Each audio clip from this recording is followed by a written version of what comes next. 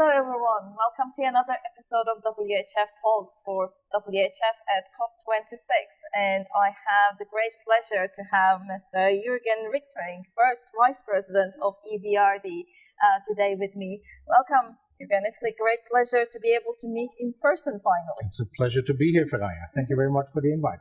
It's our pleasure. Let me start with my first question to you.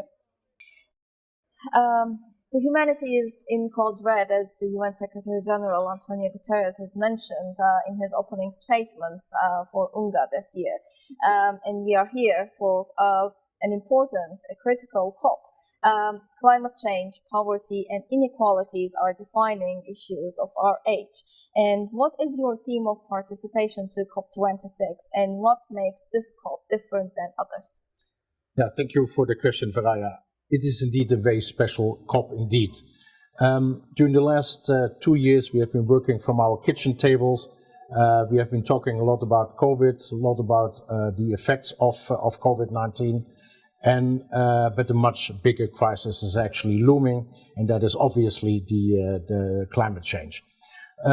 So we're all here together, and one of the very special things, what makes this COP very special is, of course, that it's the first large conference again where we meet in person. We have, I would say, over 25,000 delegates here, and I cannot tell you how great it feels to bump into people, to bump into presidents or bump into former colleagues, and just have a chat, have a coffee with them, and that makes it very special as well. Amazing. What is EBRD's theme of participation for COP26? What are your expectations? Yeah, EBRD is one of the leading banks in terms of green finance. And as such, we want to lead from the front. And we have set ourselves actually a very ambitious goal already last year. And that is by 2025, we want to invest at least half of everything we do into the green economy. In addition to that, our shareholders, our governors, actually only this year have agreed to the fact that all the projects which we will do, all the financing which we will do, will be Paris aligned by the end of next year. And that also makes us quite unique among, I would say, not only development banks, but beyond. That's amazing. My question to you would be then, how can we mobilize finance for tackling climate change? You mentioned you're working in the green economy, and how can we create resilience through mobilizing finance? Yeah, mobilizing particularly the private sector is a very important topic. Actually, this afternoon I was talking about the need for blended finance. But as you know, EBRD is particularly working in emerging markets. And there my first point actually was we need to ensure we collectively as MDBs, as multilateral development banks, that perception actually of the risk we're taking in emerging markets, that changed, because the reality is actually that it can be a very good business model.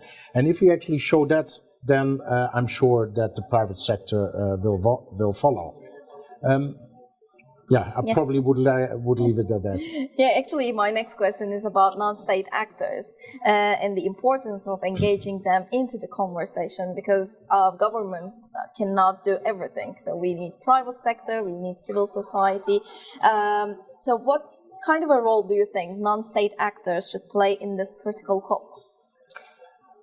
I don't know about all non-state actors, so I can particularly tell you what EBRD is doing, and that is regardless of what we see in COP.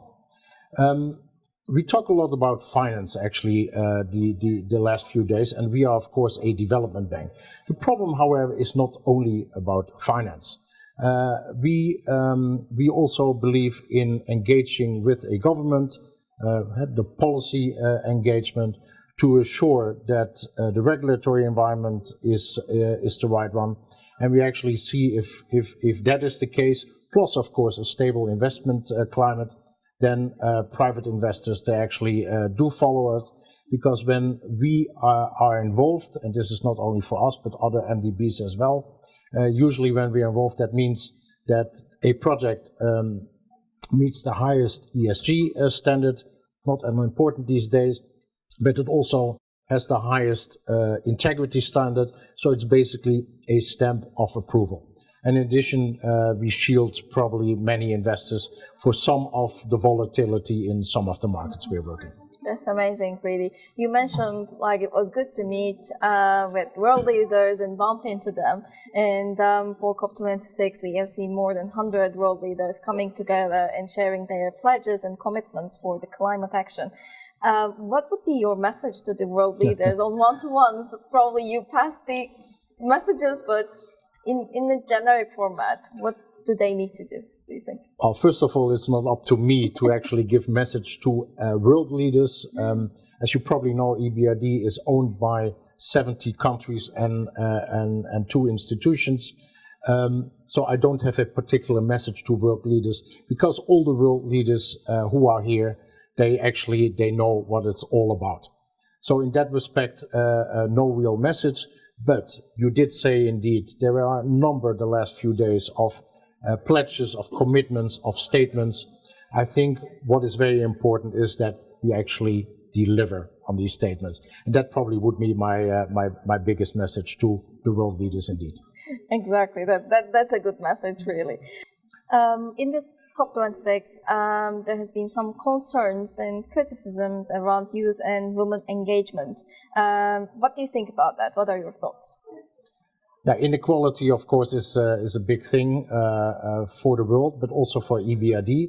We actually have special programs promoting diversity. We have a program, for example, promoting women in business. So for us, it is a special focus indeed. You're referring to the participation of women and youth in the COP26. I would say I didn't see too many young people, so there you're probably right. But I haven't counted the number of male and females, but I have to say I saw many female leaders. And as you probably know, EBRD is actually, our president is female, one of the first female presidents of any MDBs. So there I think that we as EBRD are also leading by example. Exactly, I fully agree with that. Our team, WHF's team for COP26 is People, Planet, Prosperity, Peace and Partnerships. So what would be your remarks in the light of this theme? Not a good question. I think there it is the 5 Ps. And obviously these are nice slogans, but I would like to add a 6th letter, and that is the letter D. And of course, 5 Ps is better than 5 Ps plus 1 D. But the D stands for delivery. And as I mentioned earlier, I mean, it's nice to have all these slogans and pledges. I think this is now the time to actually deliver, not only as MDBs, but also as world leaders. Exactly, this is a great message, and actually I would want to ask you that question because we have been having these conversations throughout the pandemic. It's good for education, it's good to have the lead way to the change, but how can we deliver in reality? I think that EBRD actually does deliver. So when we made the pledge by 2025 to at least finance 50% in the green economy. Actually, if I tell you that this year we're already very, very close towards that goal, it's all about steering an organization. It's all about giving them the right scorecard. By that, by the way, coming back to your earlier question on women, if I tell you that we have a specific target for this year, but also for next year, at least a quarter of all our transactions need to have a gender component. So we really do what we believe that everybody should be doing. That's amazing. Thank you so much, Jurgen, and thanks for your time. I know you must be very busy for the negotiations and contributions towards the climate action agenda. So thank you once again for being part of WHF Talks. Feraye, the pleasure was mine. Thank you very much. Thank you.